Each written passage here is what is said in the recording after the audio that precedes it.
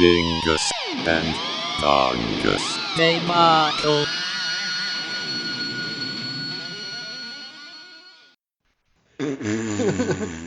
Episode 42. That's not what it sounds like. No, that's It's a duck. Donald Duck. After years of smoking, he's on his deathbed.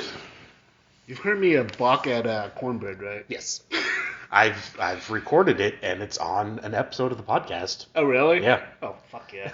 Honestly, I can't even remember why I started making chicken noises at cornbread. I don't know. I would talk to her, quote unquote talk, and then somehow it just evolved into me balking at her. She's a sweetie. Mm-hmm. Yeah, it's at the end of maybe not balking. You made several different noises. Yeah. And I cut them. And I put it at the end of an episode after the guitar diddly bits. It's like the added footage that sometimes exists back there. Right. Is you making noises. Definitely not that. She likes it. She really likes it. Yeah. He's a little chicken now. Okay. Enough of that. Never enough of that. Never enough of that. Never More enough. of that is always welcome. Yes. But let's get back to the episode. We haven't even started it yet. How can we get back to it if it hasn't started? That's right. Let's start the episode. Let's start the episode. Dingus and Dongus debacle. So we're just not going to do the intro this time? Or we're going to double up? We're going to double the intro. We're going to triple it up. Anyways, this time we read The Empty Man by Cullen Bunn out on Boom Studios. So caveat, the link in the spreadsheet no longer worked. Oh. I may not have read the correct one. I assume I did. There are two different ones. Okay. One is just The Empty Man, and then the other one's Empty Man something something. It was just Empty Man. Did you read the something something? No. Okay, good. Yeah. I read The Empty Man. And it was 5 issues? 6 issues. 6 issues. Okay. So I think we're on the same page. Okay. It just ended kind of abruptly. Uh-huh. Okay. Just making sure. Because if not, we're still going to record and just tell each other the different books. Yeah, it'll be essentially, if you listen to us ramble incoherently about both, you'll get the whole gist of the entire arc. Okay, so I think we did read the same one. Yeah. I just went on the assumption. Yeah. Okay, cool. Now it's a horror story. About STDs. Yeah. The end. It's really not STDs, though. No. It's not transferred that way. It's not even... I mean, it starts off as them thinking it's a disease. But it's not really a disease.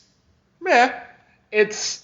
From what I gather, it's a comatose man, basically imposing his psyche on the world.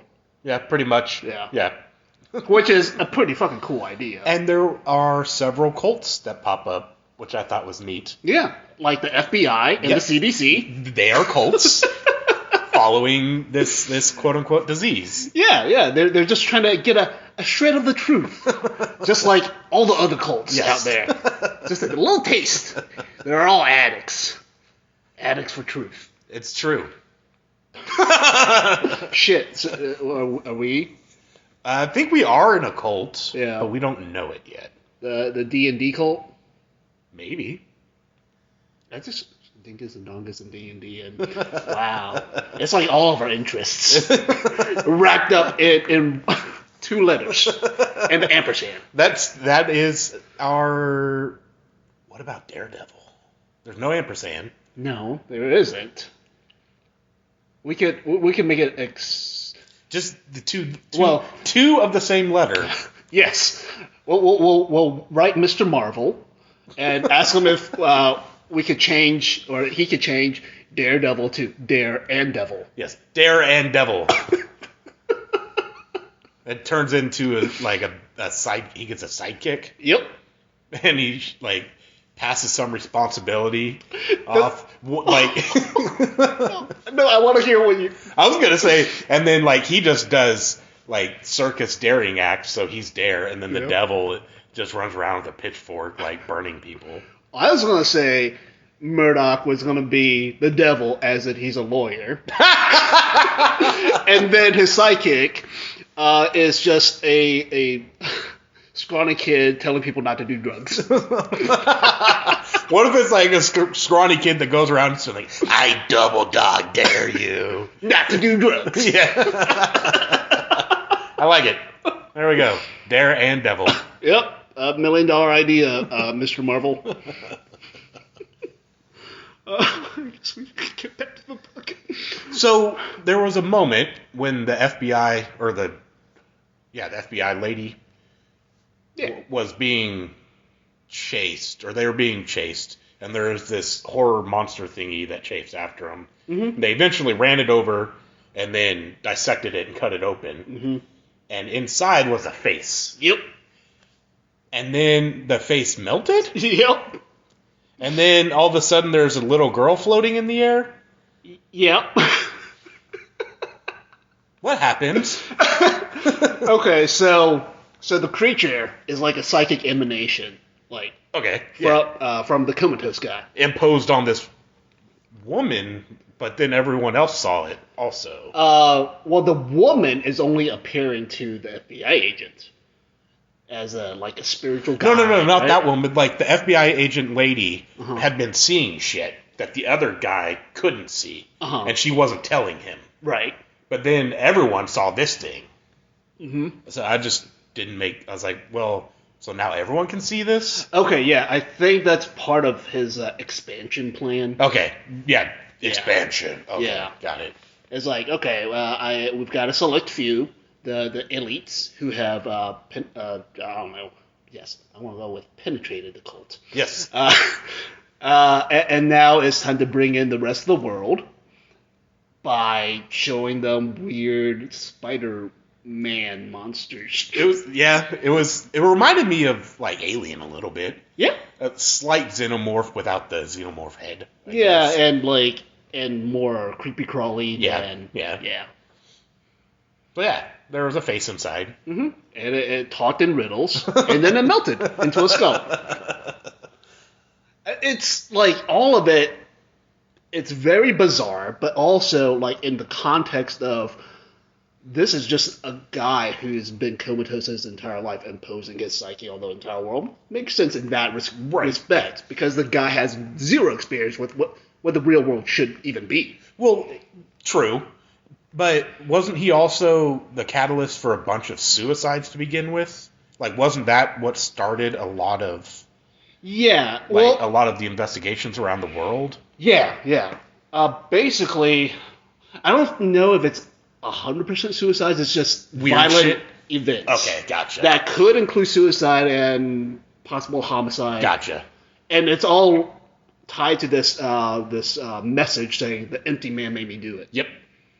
And that reoccurs. There's I think there was a panel where it was spray painted or written in blood. I don't know which, on the side of a semi truck and stuff like that. Yeah. But they showed later on in the issues a series of fucked up shit. Kind of for whatever reason, it reminded me of when Spawn would have the news. Oh yeah. TV channels. Yeah. Kind of like that, but no commentators. Right. Game, so. It's and less making fun of talking heads. Yes. Yeah. And more look how fucked up shit is. Right. Yeah. Which I guess kind of is making fun of talking heads, but in a different way. An indirect way. Yeah. Maybe not even making fun of it. We're just reading into it that way. Yeah, maybe. But speaking of the fucked up shit, did you have a favorite fucked up shit that happened? Not really. I mean, the person walking off the building or jumping off the building was cool. Yeah. But I think my favorite one's still that first actual case that they went and saw and we were able to see, where apparently the parents skinned one of them and hung their flayed skin as a curtain to the other world. Yeah. I was like, at first, like, I think they showed that in the first or second issue, like the image of, the hanging skin at the house or in the bedroom or something. And I was like, I have no idea what the fuck that is, but it looks like it has a face. Which, that in itself, alright, creepy, kind of cool. But then, like, when you get to issue 5 or 6, it shows you, no, this is somebody's skin, and they used it as a fucking portal. Yep. It's like, that fucking rules. That is fucking cool.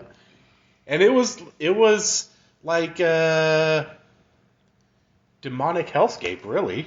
Yeah, it reminded me a lot of Hellraiser. Yeah, that's what I was gonna say. Yeah. Yeah. Like, I mean, like the flayed guy, he looks just like Frank. Yep. From Hellraiser, and his blood and twisty stuff. There wasn't a big floating pyramid thingy. That's true. But still. Yeah. Or, have you seen the latest thing of Stranger Things? Oh, yeah. Kind of like that, too, but less, or more red. Yeah, and less crumbly building looking. Yeah. More like fleshy spires of flesh. Yeah. Well, I mean, there's a lot of weird tentacle things in the Stranger That's true.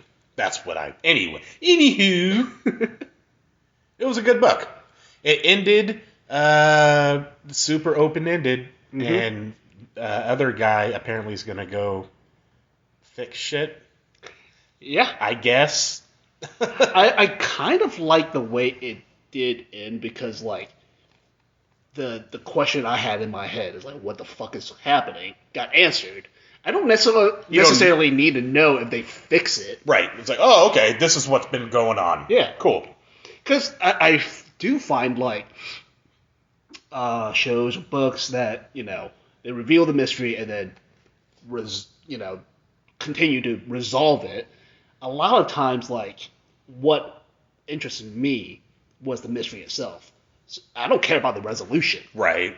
All I want to know is what the fuck's happening. And now it's like painting by numbers. Let's get through this. Right. Fair. So I guess this was made into a movie?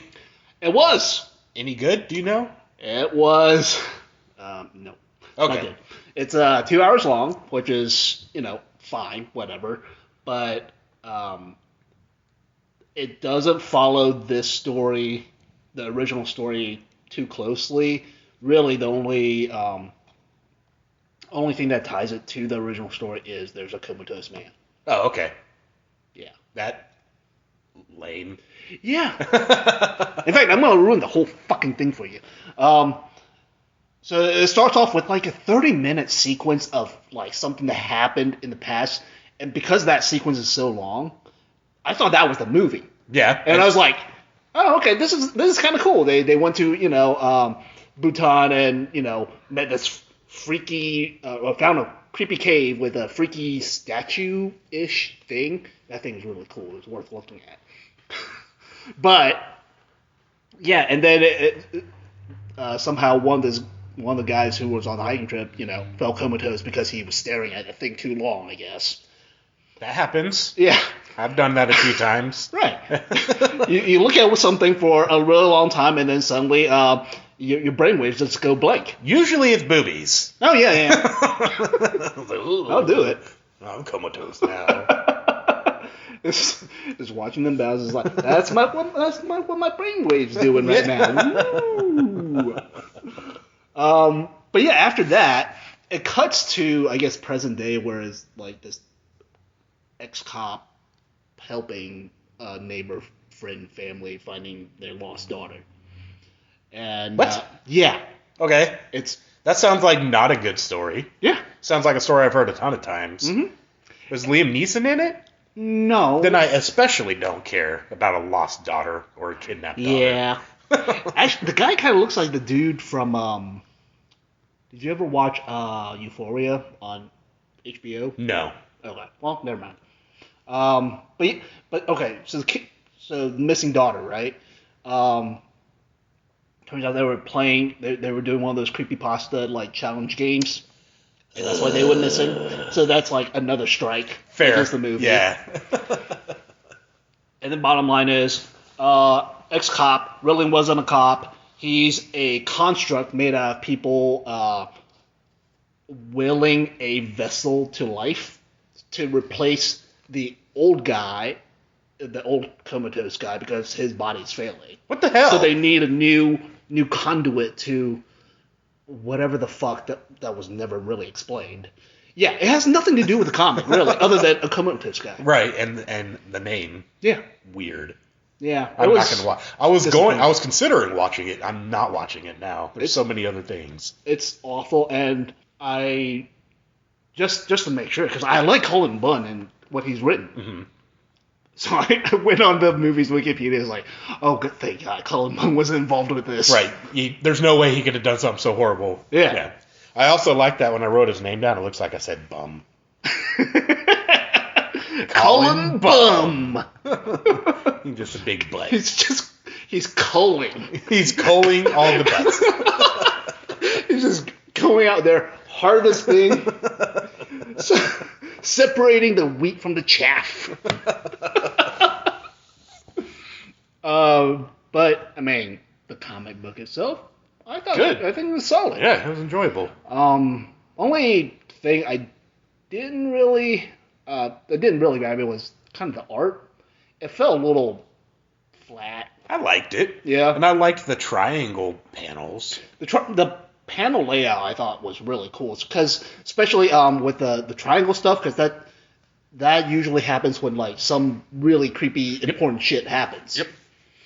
But I guess my thing is thinking about the art. I just think black and red, and that was the entire that's a lot. color palette for the entire book. Yeah. Which kind of makes sense, being a horror book, but. Well, there's blue floaty text too when yeah. they're in the other place and the dude's talking. That's true. But whatever. Yeah. Yeah. But it at least the color palette itself, it just ended up feeling really samey to me. Gotcha. Yeah. The album, which I'm going to call a song, was by Gorguts, Pleiades Dust, out on Season of Mist in 2016. Or as I like to call it, Pleiades Nuts. Pleiades Nuts. Pleiades Nuts. I don't know how to pronounce that. Pleiades? I'm pretty sure it's Pleiades. Pleiades. I've heard both. I don't know what. Pleiades Nuts. There we go. Ow. No. Pleiades Gorguts Nuts. If you kind of switch the letters around, you could kind of sort of get pleased nuts. So, I also don't even really know what Pleiades is. Stars, right? Like, the only reason why I know that is because it's in my thingy. Yeah, I think it's a constellation, actually. It's like a group of stars. Yeah, in Taurus. Oh, really? Yeah. Okay, cool. That's like my only connection, because I'm a Taurus. That's it. I don't know. It's your dust. Yeah, it's my dust.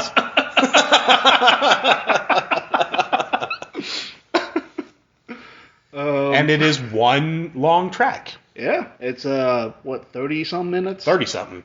With really cool album art. So, before we get into it, I chose this several months ago because I was watching...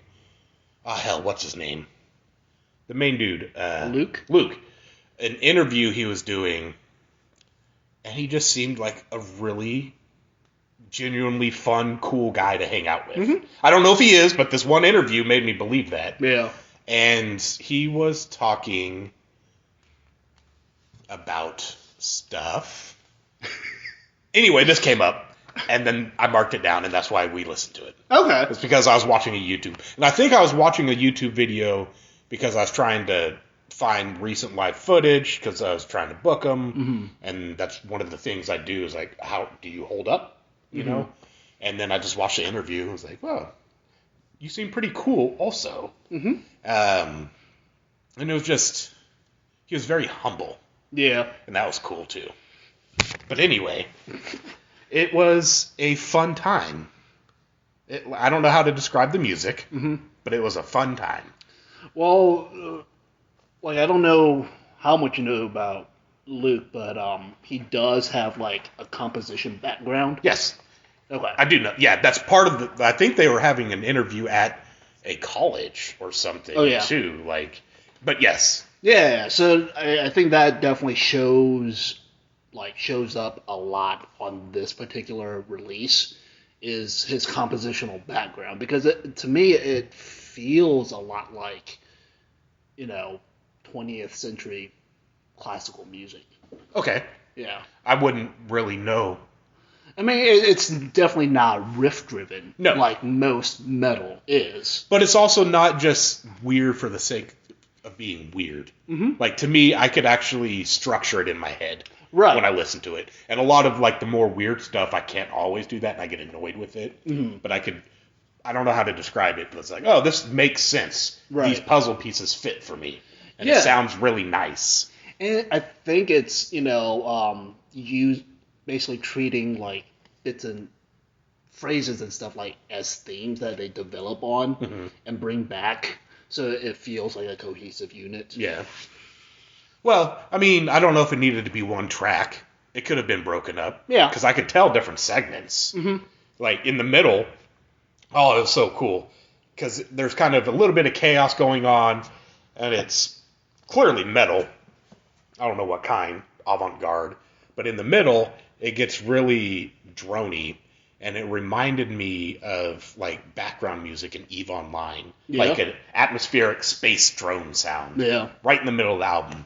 And then after that, it's eased into almost like a sludge, like a technical sludge sound. Which for is like, me, holy shit. like, I get, like, a kind of a Death Doom vibe. Yeah. From when the guitars really come back in with that slow riff. Yep. I was like, yeah. That's tasty. It really was. And it's not like your standard sludge or doom because it's got that little extra like music pizzazz. Things. Yeah. There was a moment, probably not long after that, where it almost sounded like there was just like a hint of circus music. Yeah.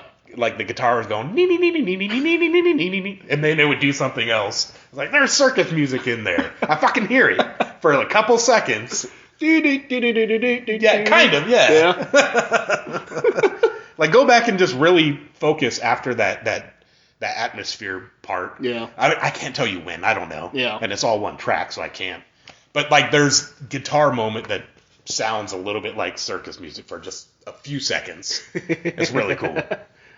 I don't know how to go back and listen to that, but speaking of going back and listening to stuff, so usually I listen to my car, right? Mm-hmm. I found out another thing about listening to shit in my car, other than my aux cable not working, is that honestly it's just a bad place to listen to music because there's this one part where when I was in my car, I was convinced like there was an editing error. Because it sounded like something skipped.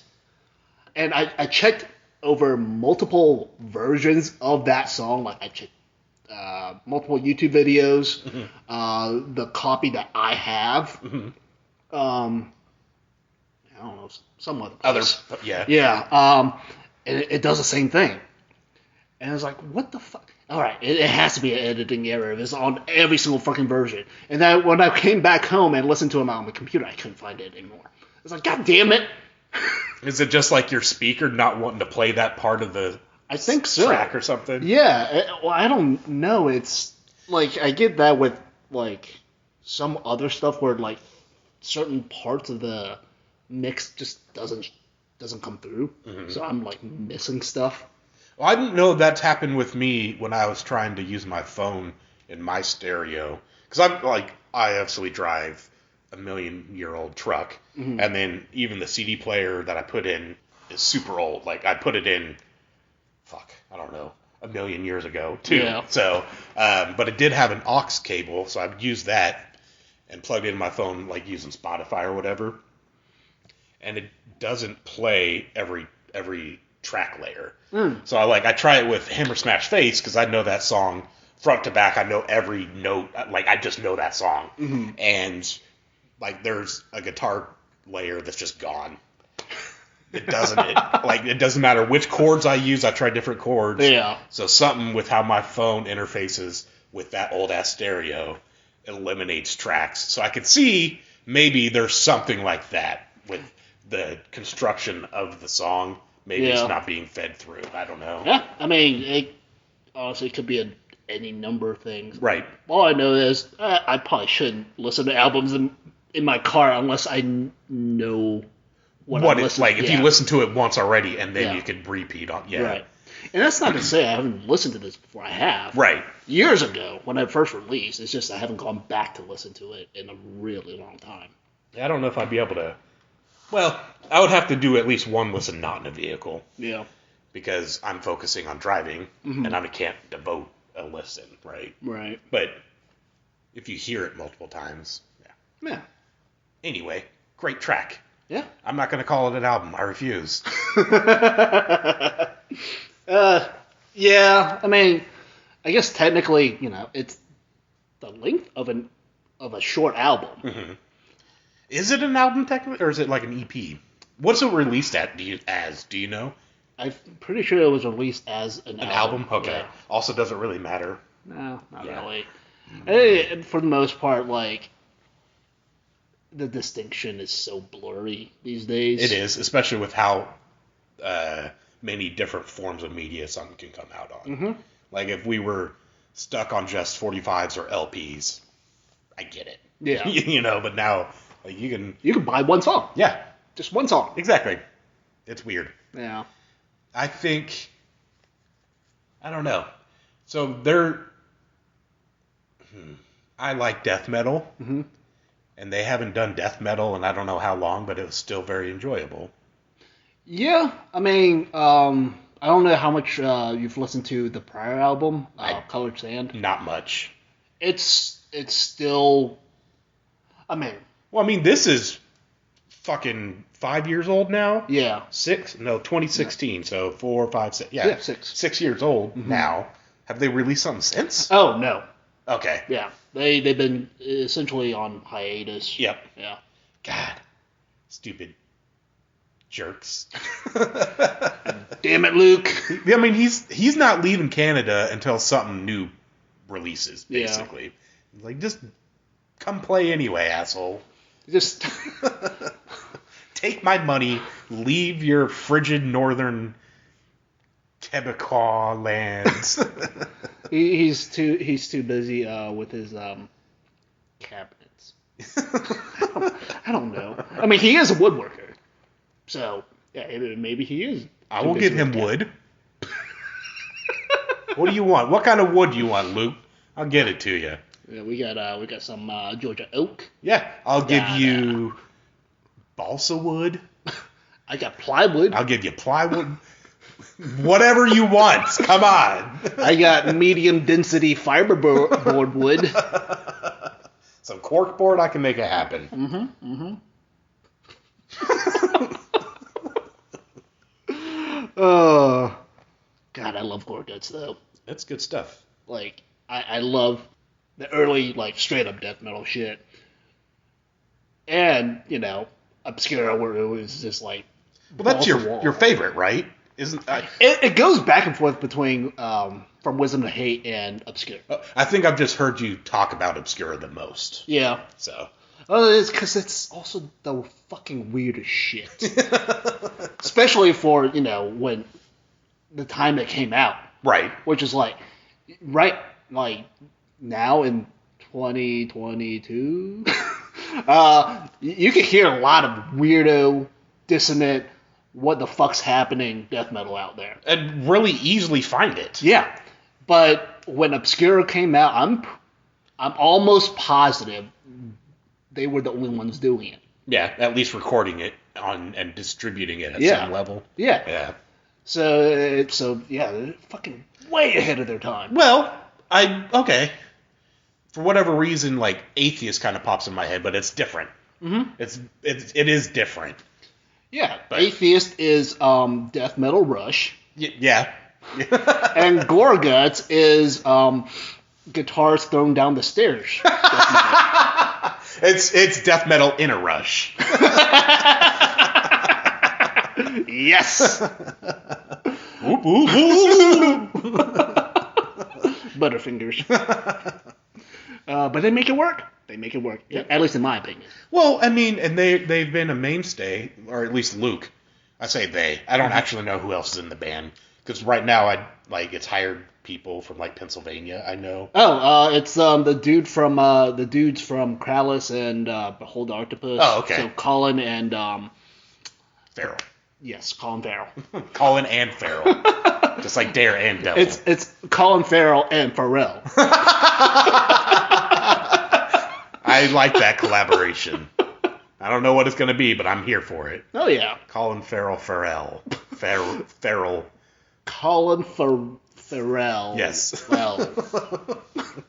But anyway, I also, even though it irritates me, I can appreciate not really wanting to do a bunch of live stuff, and especially not touring, unless there's new stuff to offer the audience. I understand that ethos? I don't know the right word, or that reasoning. Yeah. But, like, fuck you. You can do one-offs.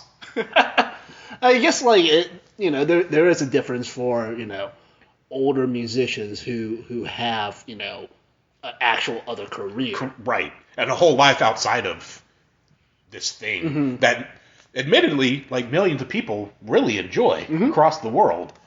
But it's... Well, I would be willing to bet that Gorguts, he makes some money off of it.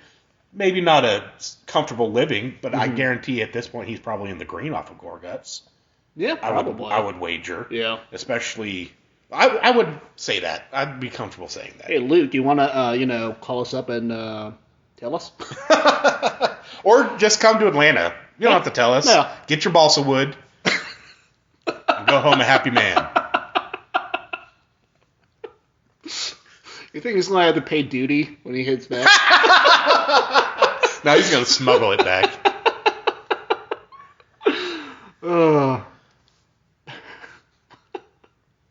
But, yeah. I love Gorguts. This is actually... Yeah. I mean, I like the album. It's probably my least favorite of all their releases, though. Yeah. I mean, mostly because it's really fucking long. Yeah. Yeah. For what it is. Yes. Yeah. A 30-minute song can be a bit of a chore. Whereas, I mean, sure, the other albums are like 45 to maybe an hour. I haven't really paid attention, but, they're made up of individual songs that you can kind of break up into chunks. Yep. It just seems more digestible. Oh, I'm curious why this wasn't. Because there's definite moments where you're like, okay, break, like in musical style and sound. So yeah, I could see it being 3 different tracks easily without giving it much thought. I guess he really is like embracing the whole like compositional stuff where it's broken up into movements as opposed to like tracks. What I don't really know what a movement is. Basically a section of music. Okay. You know how symphonies they're hours long or whatever, right? But there's specific movements within, but it's one piece. Gotcha. Right? Okay. So really, it actually really isn't like too much different from a track. It's just how it's supposed to be presented. So what if he came to play Mass Destruction, and then I had you go up there in one of those conductor coats? Oh yeah. And then conducted the whole thing. Do you think he would pay attention to your? I hope he doesn't. It's gonna sound like shit if he does. It's like, no, I will stand up there and wave my arm. Just don't look at me. I mean, everybody, the audience could look at me. The Luke and the rest of the you band, do what you do. Yeah, don't pay attention to me. I'm just an idiot standing in front of like everybody with my back to the crowd. I'm gonna wear one of those the t-shirt tuxedos. Yes, t-shirt tuxedo, and then literally just like a balsa wood wand instead of whatever the hell they use. Oh, and I'm gonna tape. I'm just gonna put 2 pieces of tape on my back as a tail. Yes. So I could like. Are you gonna wear Bugs Bunny ears too? Yes. But I think everybody should listen to Gorguts. Yeah.